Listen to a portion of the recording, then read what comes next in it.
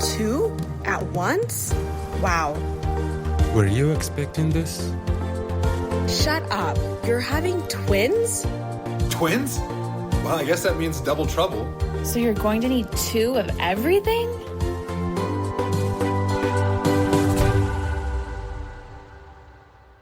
Hello, friends. I'm Abigail. Welcome to episode 5 now of Expecting Times 2. I woke up this morning and baby girls got a little bit of swagger in my step. My coffee tasted a little bit better. The birds chirping outside sounded just a little bit more joyful and lovely. The grass looked a little bit greener. I just have a huge smile on my face because, ladies, we are halfway. I am 21 weeks today, and I literally woke up and I said to my husband, I was like, babe, we're done. Like, that's a wrap. We're pretty much having the babies. If you've been following along, I'm so grateful to God that we're pregnant, that we have 2 beautiful, wonderful, healthy little boys in my belly. But I am so excited to not be pregnant. So for me, 21 weeks means like that's a wrap. Yes, I fully understand that realistically, hopefully, we have probably another 15, 16 weeks to go. But in my mind, it's helping me by telling myself, you know, you have less ahead of you than you have behind you. So that's what's going on in my world right now. I'm just feeling like all of a sudden I'm like, yeah, you know, I love pregnancy because we're basically done. So welcome to the podcast. If you're new, like I said, 21 weeks. Yes. We wrapped our 20-week anatomy scan last week. I am so excited and grateful and overjoyed to say that I no longer have placenta previa. Yay! I had a 2-hour ultrasound for my 20-week appointment. If you have not gone in yet, expect a long one, mama. If you've already had your 20-week, you know what I'm talking about. They waited until the last 5 minutes of the 2 hours to do the vaginal ultrasound with the wand. Don't know the medical term for it. I just call it the magic wand because when they put that thing in there, they were like, yeah, your placenta's moved. I was overjoyed. So there was 2 hours of biting my nails, very curious if that placenta had moved, but it has. I'm so excited. The nurse told me that it will not go back down from here. That placenta will only move further up, which in my mind means I no longer need to worry as much about having a C-section. Let's talk anatomy scan. I had to go to a specialist for my anatomy scan. My doctor's office said they send every mom there that's either high risk or carrying multiples. Just they had some other equipment that my doctor's office did not have, so I actually did it at a hospital. Like I said, it was really long. It was roughly 2 hours. They spent about an hour on each baby. The imaging, I'm not going to lie, was not that different than the imaging at my doctor's office. Maybe it was a little bit better. We could see like some toes. We could see the femur. I guess things were a little bit clearer, but overall, I didn't see a huge difference except the price. Holy moly, got the bill for that. Sticker shock here. But baby A's heartbeat was right around 137. Baby B's heartbeat was right around 142, she said. So babies are healthy. They're growing. They look good. For the anatomy scan at the office I went to, they're checking off multiple things. They have their own little checklist that my doctor sent over to say, yes, we're good on this, we're good on this, we're good on this. The only thing they did not approve in that appointment for me was the baby's spines. She told me it's not because she sees any red flags or there's anything major to note. She just said it's a lot harder with twins to check everything off the first time because they're moving all the time. They're positioning different, you know. They're also a little squished in there. I honestly felt like poor little baby B was had no room, and baby A was like stretching out, posing for the camera, which is so funny because at my 16 week, baby A got no camera time. Baby B was like, "What's up? This is my world. You're just living in it. Here's multiple poses, positions." So I guess they're already having brotherly rivalry in there. So I do have to go back for my 24 week back to the hospital to do one more of those detailed ultrasounds. They call it a growth scan this time, and a spine check instead of a full anatomy scan. She said it shouldn't be as long, but that's the only thing they didn't approve. If you have not gone in for your 20 week yet, in my experience, the wonderful lady that was doing my ultrasound, I really, really liked her. She said to me up front, "I just want to be really clear. I'm probably not going to be talking a lot. I'm making a lot of notes. I have a lot of things I want to look at."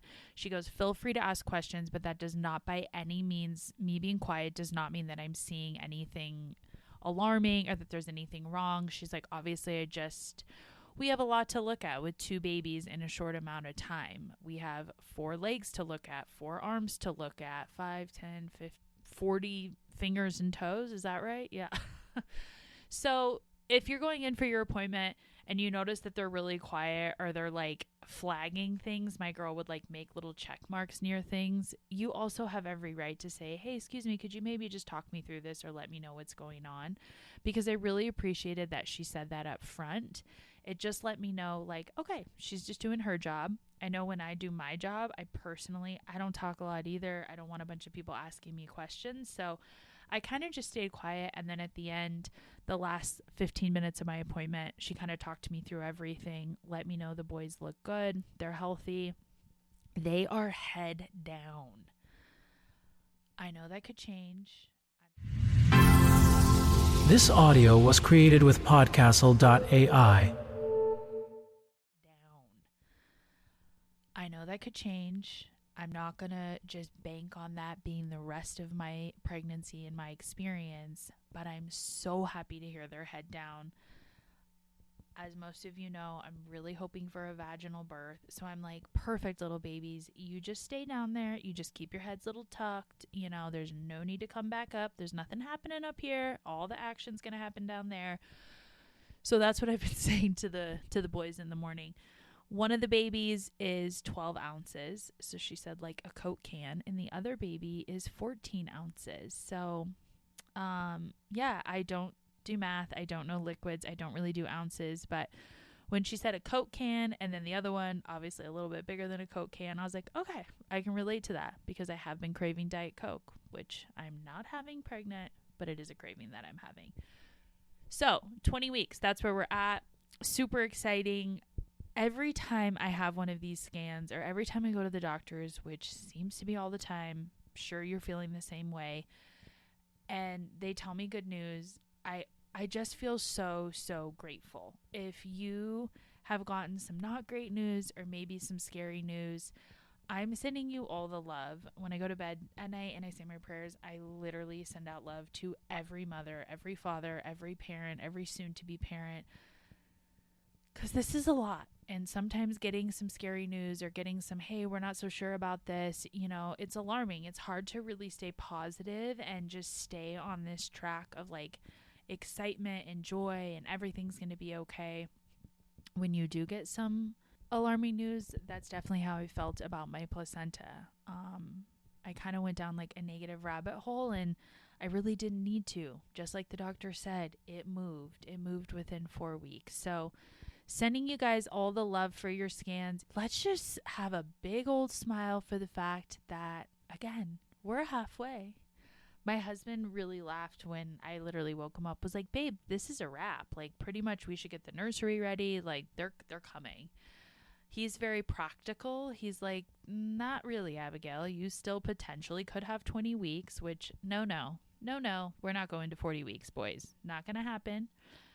I'm thinking 36, 37. Let's go ahead and make our grand entrance. 40 weeks? No bueno. Not happening. But again, whatever it takes to get through, right? Whatever it takes to just be excited about the pregnancy part still, the growing part still.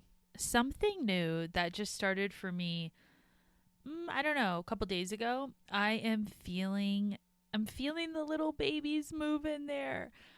It's like little flutters, which makes me think it's like little punches with their fists. I don't think we've gotten to the full-blown kicks yet, because I remember, at least with my son in my first pregnancy, those kicks, they could like stop me mid-conversation, which also makes sense because he has huge feet and he's constantly on the go and he's constantly kicking a soccer ball or kicking whatever he can now that he's out of the womb. So very indicative of his personality. But yeah, I'm feeling like they're little flutters, and I think it's so sweet. I didn't really expect that this soon, to be honest. But I like when I go to bed and I just feel them like do do do, and to me it's kind of like a, hey mom, we're here. Can't wait to come out and party and meet you. So I think that's really sweet. My son has also randomly taken a huge interest in my belly.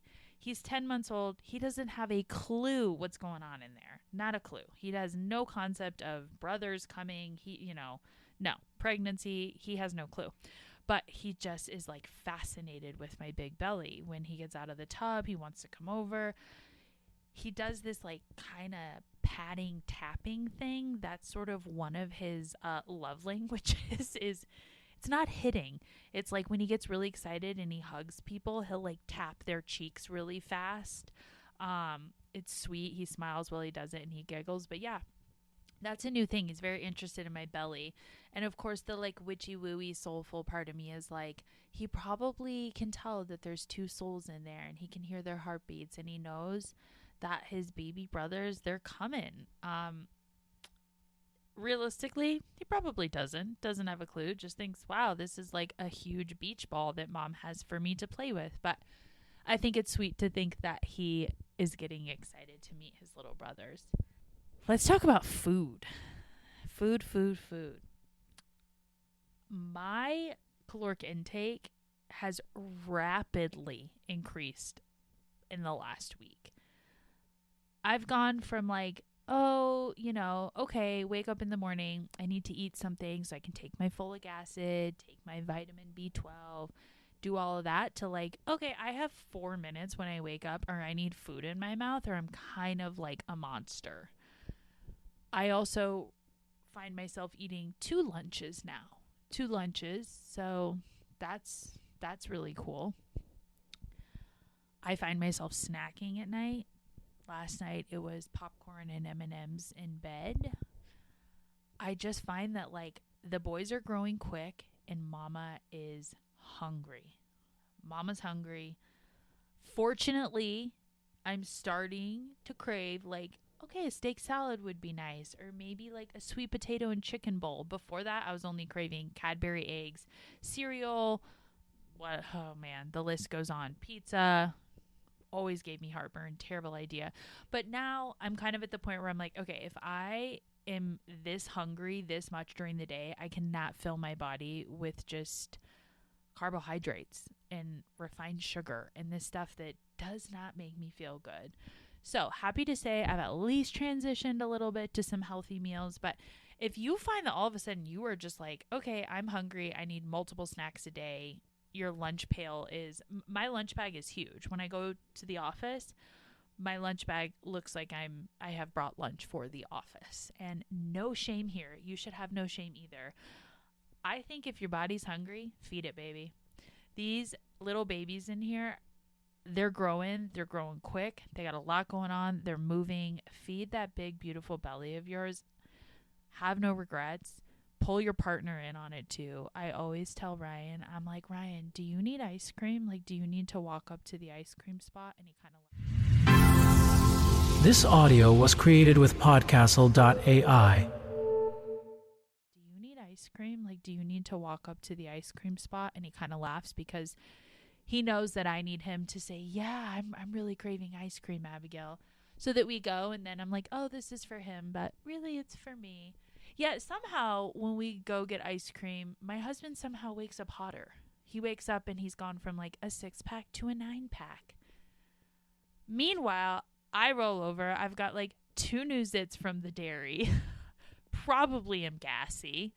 Yeah, so Ryan, babe, quit looking hotter in the morning, okay? Join me on the let's eat junk food and not look hotter train. I'm sure you've heard people talk about this. Is anyone else experiencing pregnancy brain? I thought this was supposed to be the strongest in the first trimester. Oh no, mine has been the strongest in the second trimester, right around where we're at right now. I did some research. Is it real? Is there research to back this? It's kind of all over the board. General consensus, let's just blame our hormones. I blame hormones for everything. Acne, hormones. Bad outfit, hormones. Bad choice at dinner, hormones. Mad at my partner for nothing, hormones.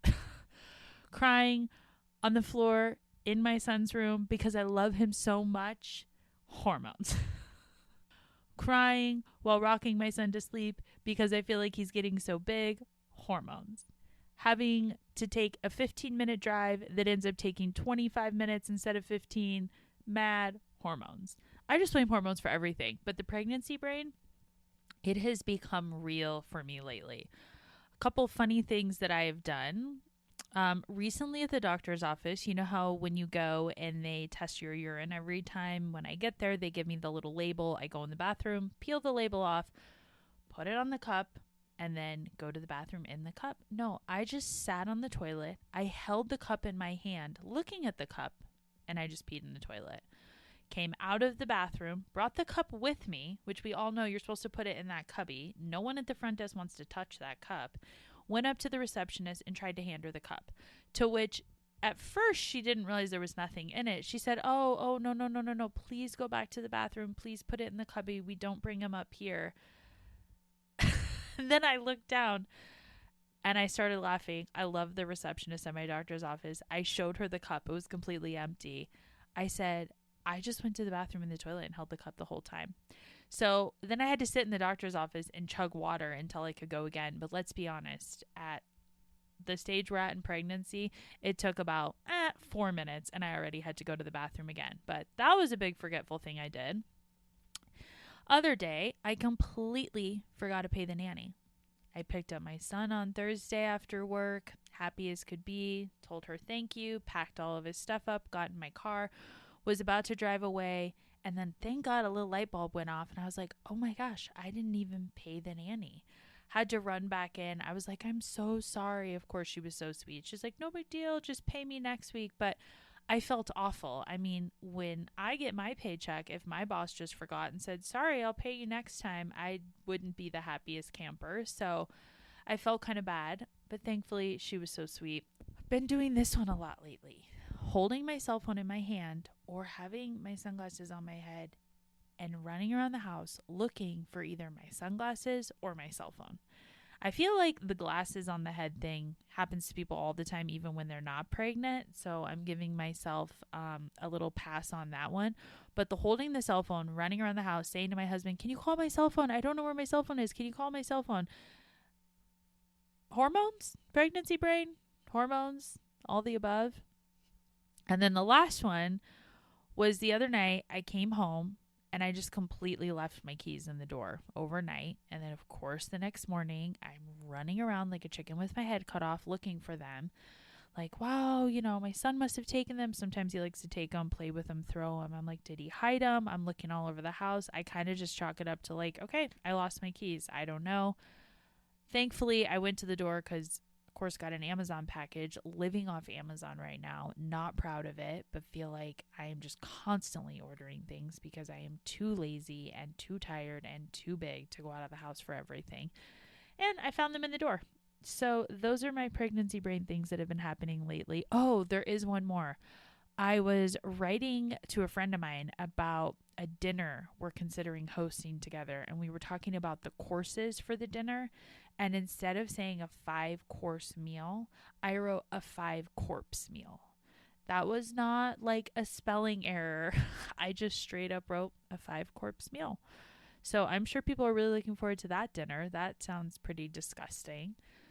If you're having pregnancy brain too, give yourself grace. I think I'm going to start putting some sticky notes in various places. Thankfully, I have not really had pregnancy brain at my work for my job yet, probably because there is zero room for error in my industry. But maybe it's been so strong at home because I'm using all my brain energy in my job. And then when I get home, I'm like, it's like all gone. I feel like a little flutterfly over here. Okay, changing topics to something fun. Who has started to think about their baby moon? We took a really sweet baby moon when we were pregnant with our son, Jude. I am going to say, when I brought this up to my husband, a year ago, I said, what are we doing for our baby moon? He looked at me and said, our what? What is a baby moon? I don't know who came up with this shit. I don't know what woman was sitting around and was like, we are going to coin the term baby moon. We are going to hallmark the shit out of this. And we're going to make it a big thing. But thank you to that group of women, because I love it. But my husband had no idea what a baby moon was. If your partner is also like, what is this? It sounds like just another excuse to celebrate you being pregnant and spend money. Absolutely. You're right. That is dead on, baby. With our son, we waited till the last minute. So by the time, I don't think we went until I was 32 weeks pregnant. And then by the time we started looking at flights and options, then I went down kind of this like panic. Oh my gosh, should I be flying this close to pregnancy? This audio was created with podcastle.ai. Panic. Oh my gosh, should I be flying this close to pregnancy? We went to Taos Ski Valley. We could drive there from Colorado in New Mexico, and it was absolutely beautiful. We were up in the ski valley, so it was a little bit cooler. The temperatures were closer to like 70 degrees. I will say, when we went into the town of Taos, no, mama could not handle that pregnant at all. It was so hot. We actually ended up pulling into a grocery store. I thought I was going to faint. My husband ran in and grabbed a bunch of frozen peas and placed them all over my body because it was just way, way, way too hot. So then we ended up diverting, and we drove to Santa Fe, and we booked a nice hotel that had a pool, and we kind of just did the pool thing for a few days. So that's what we did with my son, Jude. It was really memorable. Like, looking back on it, in reality, that was our last time. Really, it was our last time together going on a vacation in a year. We've taken quite a few vacations since our son was born a year ago, but nothing just the two of us. So if you're debating doing a baby moon or not, I highly encourage it. Even if you're like, you know what, we're just going to do a staycation at a nice hotel somewhere down the street from us that has a pool or has a nice spa or something like that for a night or two, it really does make a difference. I totally unplugged. I didn't bring my work computer. We laughed so hard. We talked about all the things we were excited about for our son, the things we were nervous about. So I'm a big proponent of baby moons. If you need me to convince your partner, shoot me a DM and I will send them all the reasons they should say yes to a baby moon. Now, in this pregnancy, my doctor has said she does not want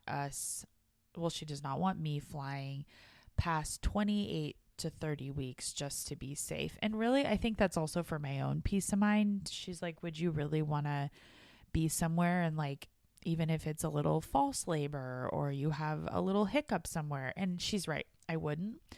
So we pretty much need to get this baby moon planned, packed, delivered, and be on a flight the next few weeks. So that's kind of going to be my focus this next week, is to figure out where we're going, what we're doing. My doctor did mention that she wants me to get cleared for gestational diabetes before we plan this trip, which is coming up in our 24-week appointment. We'll talk about that in a minute. But I don't know about you ladies, but the heat really affects me pregnant. I was gardening last weekend for 15 minutes, 20 minutes, and my shoulders were burned. So originally I wanted to go to Miami. I wanted to go to South Beach, and I wanted to stay at the Edition Hotel. We were going to leave my son behind. We were just going to go for like 2 or 3 nights. I wanted to walk the beach. I wanted to stay in a bougie hotel. I wanted to order room service. I love South Beach, Miami. I love it. Like a different version of me comes out in Miami. But my husband so kindly reminded me, one, I've never been to Miami pregnant. When I go to Miami and I become like my alter ego comes out and I wear my fun, sexy jumpsuits and I wear wild earrings and I kind of let loose a little bit more. I've never done that pregnant, and I've never done that totally, completely sober either. So he also reminded me how hot it is in Miami. He said it in a very kind, loving way, just kind of like, babe, I'll leave that up to you. But I think it's like about 99 degrees and 100% humidity, but let's do it if that's what you want to do. So now we're kind of pivoting and we're considering Oregon. I've never been. I hear nothing but wonderful things about Bend, Oregon. That's kind of on our list. It's cooler temperatures. There's still a beach that you can walk, but you can totally do it with like a sweatshirt on, which at this point sounds kind of nice considering in Colorado we haven't even hit the 90s yet, and I'm already sweating in the 80s here. So I am happy to post a couple suggestions of some Babymoon places that we've been looking at. If the heat is not affecting you, I feel like you have tons of options for places to go. For us, we're coming up on summer here. If the heat is affecting you, I think there's some places in California. We also looked at Carmel. We thought that could be fun. Then we realized we probably shouldn't spend, like $10,000 on a Babymoon because Carmel is so expensive but beautiful. So yeah, we're looking at Oregon. Just something to start thinking about if you haven't yet, because don't be like us and wait last minute when ticket prices are astronomical and now you're racing to plan something. But this is very much my husband and I. We both love to travel. What we love about each other is we're very like last minute, go with the flow. Yeah, let's jump on this plane. This sounds awesome. But it's troublesome when it comes to planning vacations, especially on a budget, because we both wait till the last minute and all of a sudden our ticket to Oregon's like $800. But think about it. Think about a Babymoon. Like I said, if the budget doesn't allow a flight somewhere, do something in your neighborhood, leave your phones at home or unplug in some capacity, go somewhere together, bring a backgammon board, bring a deck of cards. Like I said, we had so much fun on our first Babymoon. We look back on those pictures. We laughed so hard. We ate at great restaurants. It was just a really special time that happened an entire year ago. And in reality now, with soon to be a 1-year-old and 2 twins, I kind of have a sneaking suspicion mom and dad aren't going anywhere alone together for quite a bit of time. So keep that in mind when you're considering weighing the Babymoon or not. Now, one last thing. Gestational diabetes. Such a sexy topic, right? If your doctor has not talked to you about this yet, I'd be pretty surprised, but it's common with twins, nothing to be alarmed about. I think that there's a lot of talk and hype and angst around gestational diabetes, even not with twins, even more with twins. And I have met several women lately who never got gestational diabetes. This audio was created with podcastle.ai. Who never got gestational diabetes, many of which never even worked out. I know I have been trying to work out. I've been trying to take walks, trying to eat healthy. It is hard. It is hard right now. If you're feeling that, if you're like not feeling the motivation to go to the gym, or you're like walking feels uncomfortable, I get it. I'm right there with you, mama. I try to tell myself like, okay, take 3 20-minute walks a day. Just do it. For me, it helps after meals because I'm running out of room and we still have quite a ways to go. I remind myself of that very quietly. If you don't know about gestational diabetes, ask your doctor about it. They're going to give you the real medical breakdown. I'm going to give you the Abigail version, which again, have no medical background. This is just my own version of it.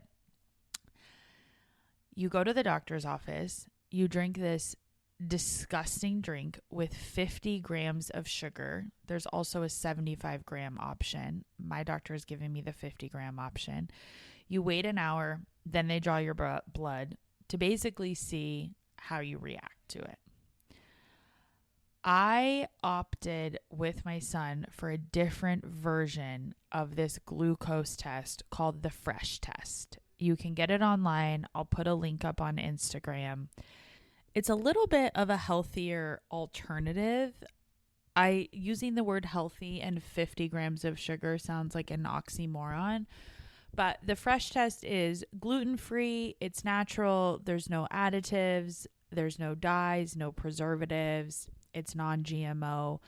I can't really speak to the one that they give you at the doctor's office because I've never taken that one, but a lot of the other mommy bloggers, podcasters that I follow, they actually suggested this test to me. I did my research with my son, Jude.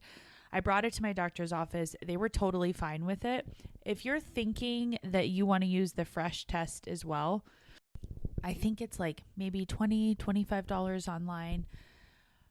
Order it in advance, bring it to your next appointment, whether that's your 20-week appointment, wherever you're at in your pregnancy, show your doctor and just make sure they approve it. When they mail you the test, they'll also mail you a flyer that you can bring in and show your doctor that has the medical terms, which I don't really understand, but it gets into more detail. My doctor was very familiar with the test. She said that they have many women that take this. I'm also in Hippy Dippy, Colorado, though, so that totally makes sense. The only difference that she said to me with this test, if I was taking it at home, was that I need to take it an hour before my doctor's appointment. So my doctor's appointment is at 1:15. She wants me to take the drink the drink at 12:15 and make sure I'm in the doctor's office by like 1:05 so that they can draw my blood at that 1 hour mark. In a singleton pregnancy, you normally do this closer to 28, 30 weeks. For my doctor in this twin pregnancy, she said, we're going to go ahead and have you do it at 24 weeks. If I have to do a second one, I believe we do that between 26 and 28 weeks, but I'm not even planning on that. I'm not planning on that. I'm planning on passing the gestational diabetes test with flying colors, even though I love cookies, I love croissants, I love those Cadbury eggs still. It's a thing. It's a thing. I love sweets. But not even going to think about that, focusing only on the positive. I will put a link to this on Instagram when I post this new episode for anyone that wants to try the Fresh test instead. Again, just make sure that your doctor clears this. If you had gestational diabetes in another pregnancy, if you have diabetes, your doctor might have a totally different protocol for you. But I love this alternative. Like I said, it's under $30 and it's just a little bit better for you. All right, friends, let's wrap this episode up with a couple cute little facts about little baby. So like I said, I'm 21 weeks right now. So we'll talk a little bit about 20 and 21 weeks. The little babies are about the size of bananas or small artichokes or sweet potatoes. I know I say this almost every episode. The fruit thing, still don't fully get it. The vegetable thing, are we talking organic, not organic? Where are we getting these items? But they're roughly 6.5 inches long right now.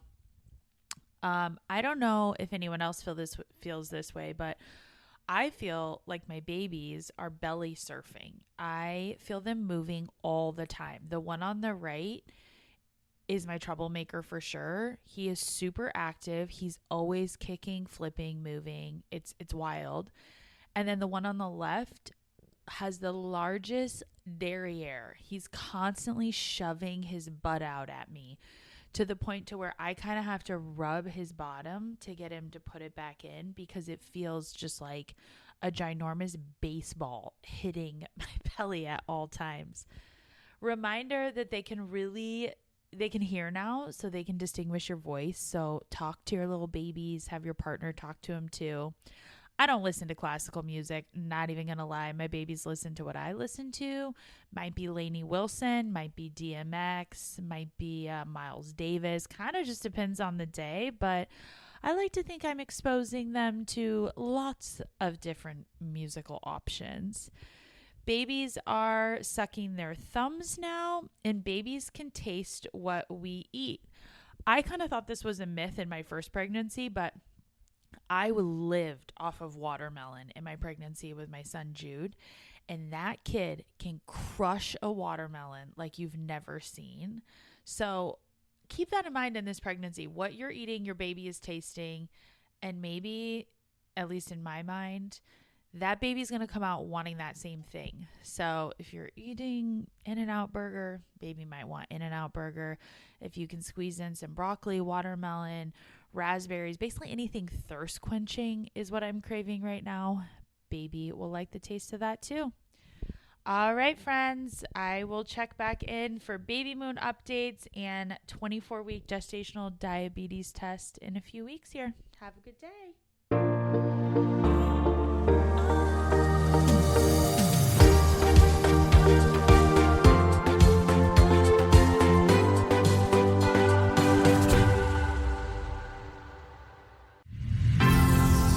This audio was created with Podcastle.ai